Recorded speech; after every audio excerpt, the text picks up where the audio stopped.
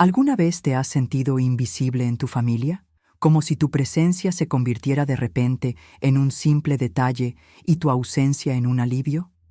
A los 78 años, tras una vida dedicada a los demás, aprendí lo que significa ser excluida por quienes deberían ser los más hospitalarios. Y todo empezó con una llamada inesperada. Cancelamos la cena, mamá. Pero lo que me esperaba esa noche era más que solo soledad. Era la dolorosa revelación de una mentira y el despertar de una fuerza que ni siquiera sabía que aún poseía. Esta historia trata sobre la traición, sí, pero también trata sobre la dignidad, sobre un nuevo comienzo, sobre mirarse al espejo y decidir finalmente tomar decisiones por uno mismo. ¿Y si te dijera que a veces el mayor punto de inflexión en la vida no llega a los 20 o 30, sino a los 70? Es entonces cuando el mundo se vuelve más silencioso y la verdad habla con más fuerza. Cuando todo lo que has aceptado por costumbre empieza a molestarte. En ese silencio, escuché a mi corazón clamar por ayuda y decidí dejar de ignorarlo. La verdad es que solo nos damos cuenta de nuestro propio valor cuando se pone a prueba, y a veces la liberación viene precisamente del abandono. Pensé que no sobreviviría sola, pero solo cuando estuve sola descubrí quién era realmente. Allí, en el olvido, encontré la oportunidad de recordarme. Es extraño cuánto puede traicionarnos el silencio. Cuando nadie nos busca, finalmente aprendemos a encontrarnos. Sin abrazos, sentí el peso de mi propio vientre. Y extrañamente, allí, en el dolor más profundo, brotó la semilla de mi sanación. Era hora de dejar de sobrevivir, de vivir. Tras la partida de Antonio, la casa se volvió demasiado grande y silenciosa. Los niños, que antes me visitaban con frecuencia, se convirtieron en visitas breves, siempre con una petición. Sonreí y dije, «Claro, hijo mío», pero por dentro me sentía irrelevante. La viudez reveló una verdad. Era útil, pero nadie la quería. Poco a poco, desaparecí de su vida diaria. Las vacaciones pasaban desapercibidas. Los cumpleaños se convertían en mensajes obligatorios. Lo peor no era la soledad, sino darme cuenta de que mi valor se limitaba a lo que podía ofrecer. De madre amorosa a una especie de cajero automático emocional. Me di cuenta de que la gente solo acudía a mí cuando faltaba algo. Un favor, dinero, una solución. Nunca una pregunta sincera sobre cómo estaba, y cuanto más compartía, más me ignoraban. Empecé a marchitarme, sin que nadie se diera cuenta. Incluso las cosas más sencillas cambiaron. Dejé de cuidar el jardín y de cocinar mis platos favoritos. Lo que antes me alegraba se convirtió en hábitos inútiles. Y entonces llegó la sensación más cruel de la vejez, que te has convertido en una carga y que ya no perteneces a la familia. Lo más cruel del abandono es que no siempre se da con portazos. A veces se presenta en silencio, en la ausencia de una invitación, en el olvido de una cita. Así es como nos damos cuenta de que nos hemos vuelto desechables. Y lo que más me dolió fue aceptar que había permitido que esto sucediera durante años, en nombre de ser una buena madre. Unos días antes de mi cumpleaños, mi hijo me llamó y me dijo que la cena se había cancelado, sin ninguna explicación, sin otra invitación.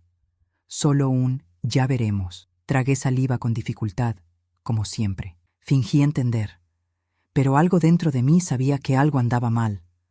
La noche de la cena cancelada, mi vecino comentó con indiferencia: «Vi a tu familia camino a Riverbend, muy arreglada». Sentí un escalofrío. Era el restaurante favorito de mi esposo, en mi cumpleaños. ¿Y sin mí? No quería sacar conclusiones precipitadas, pero entonces empecé a ver las conexiones. La ropa nueva de mi nuera, el silencio de los nietos, el tono extraño de la llamada. Todo apuntaba a una verdad que intentaba ocultar. Pero la verdad no puede ocultarse por mucho tiempo. Llamé al restaurante y fingí que quería reservar una mesa. La camarera fue amable y me dijo: «Hoy tenemos un grupo grande de la familia Silva». Eso fue todo. La mentira se confirmó con una sola frase, y el dolor me golpeó fuerte, como un puñetazo en el estómago. Me puse mi mejor abrigo, respiré hondo y me fui. Con el corazón acelerado, llegué al restaurante. Vi los coches aparcados. era real. Y aunque me temblaban las manos, entré con decisión. La anfitriona no dudó. Me condujo directamente a mi mesa reservada. Estaban allí mi hijo, mi nuera, mis nietos, mi primo de fuera. Todos reían y celebraban. Al verme, dejaron de reír. Se hizo un silencio incómodo. Y allí estaba yo, con la pregunta que no hacía falta. ¿Se canceló la cena? Mi hijo intentó ocultarlo. Su nuera apartó la mirada. Uno de los nietos se sonrojó de vergüenza. ¿Y yo? Me mantuve firme. No lloré, no grité, solo miré. Y en esa mirada se escondía todo lo que las palabras no podían expresar. Ellos lo sabían, y sabían que yo lo sabía. Salí del restaurante sin armar un escándalo, pero algo dentro de mí se quebró, y al mismo tiempo se reconstruyó. Por primera vez, comprendí que ya no tenía que esforzarme para que me aceptaran.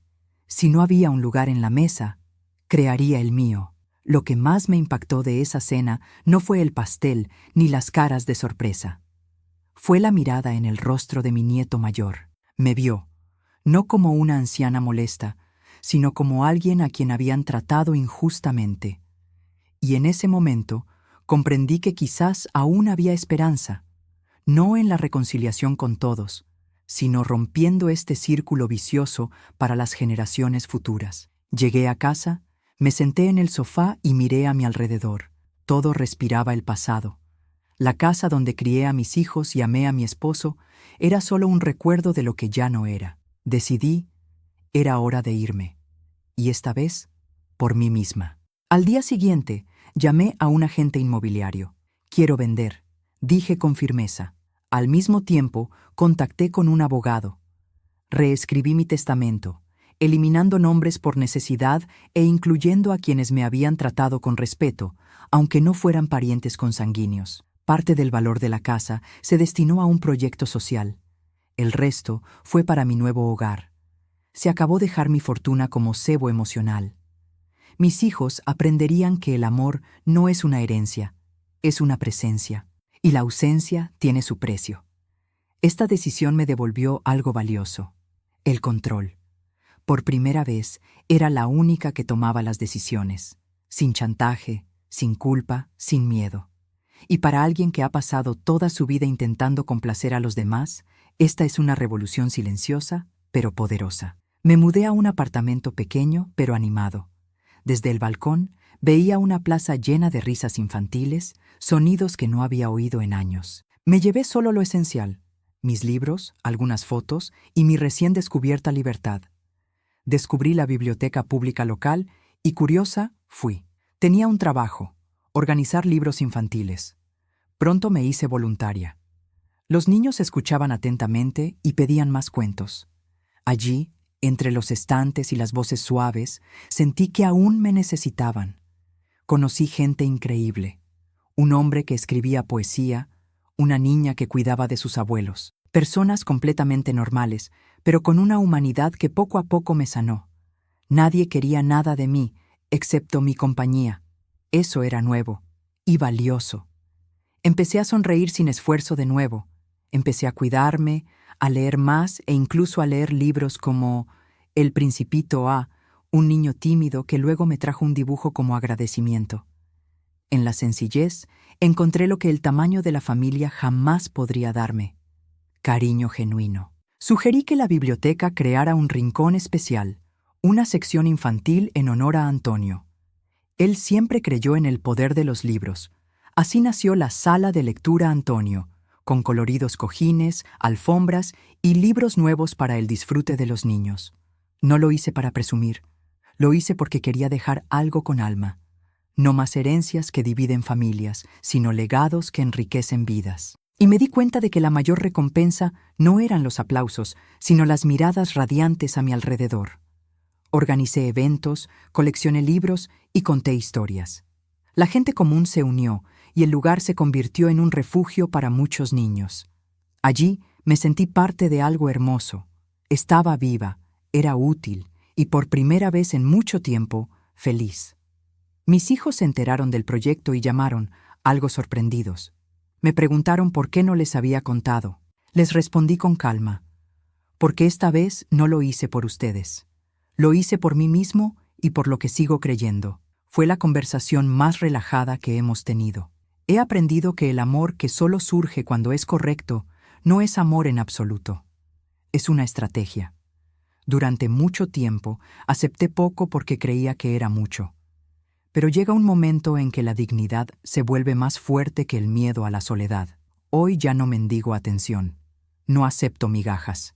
Y, sobre todo, me he dado cuenta de que la vejez no es un castigo, es una oportunidad para renacer. La libertad que he encontrado a los 78 años tiene un sabor que ni siquiera el reconocimiento de mi familia pudo darme. Hasta el día de hoy, mi hijo intenta justificarse, lo escucho, pero no cederé, porque el respeto no se ruega, se exige con la actitud. Y si no llega, nos alejamos. Elegir uno mismo puede doler, pero negarse duele mucho más. Hoy solo me quedo donde soy bienvenido. Solo conecto con quienes realmente me comprenden. La dependencia, la culpa y el miedo quedaron atrás. Lo que queda es la paz. Y una cosa es segura. Nunca es tarde para sentirse completo, incluso después de tantas derrotas. La dignidad no se pierde de golpe, se va perdiendo poco a poco. En una broma que duele, pero te ríes. En una petición injusta que aceptas. En una invitación que nunca llega y finges que no te importa. Pero al final, despertamos. Y entendemos que una vida con menos, rodeada de verdad, vale más que una vida llena de gente que solo quiere controlarnos. Durante este tiempo, aprendemos a decir no sin culpa, a alejarnos sin enojo, a poner límites sin tener que justificarnos, porque el amor verdadero no exige sacrificio constante, sino reciprocidad, y donde no hay intercambio, hay esclavitud. Y yo no nací para servir, nací para vivir. ¿Y saben qué es lo mejor? Darme cuenta de que no tengo que demostrarle nada a nadie. No tengo que justificar mis decisiones ni pedir respeto. Lo que logré fue más que libertad. Paz. Una paz que solo llega cuando cerramos las puertas correctas y abrimos las ventanas correctas hacia nuestro interior. ¿Cuántas veces has reprimido tu dolor solo para mantener la paz? ¿Cuántas veces te has relegado a un segundo plano porque creías que era amor? Esta historia no es solo mía, podría ser la tuya, la de tu vecino, la de tu madre. Pero hay una verdad que nadie te ha dicho. El respeto no tiene edad. Y la dignidad no tiene fecha de caducidad. Ya tengas 30 u 80 años, siempre hay tiempo para tomar decisiones, para acabar con el dolor y dar paso a la sanación. ¿Qué has soportado por costumbre? ¿Acaso no mereces algo más que vivir al margen de la vida de los demás? Si esta historia te conmovió, te despertó recuerdos o te dio valor, no te la pierdas. Deja un comentario abajo. Dime qué harías si estuvieras en mi lugar. Y por supuesto, suscríbete al canal, activa las notificaciones y mantente al tanto. Aquí, cada historia es un espejo y quizás una nueva oportunidad para empezar de cero. Y recuerda, nunca es tarde para ser completamente feliz. No estás solo. Y quizá tu próxima etapa sea la que valga la pena.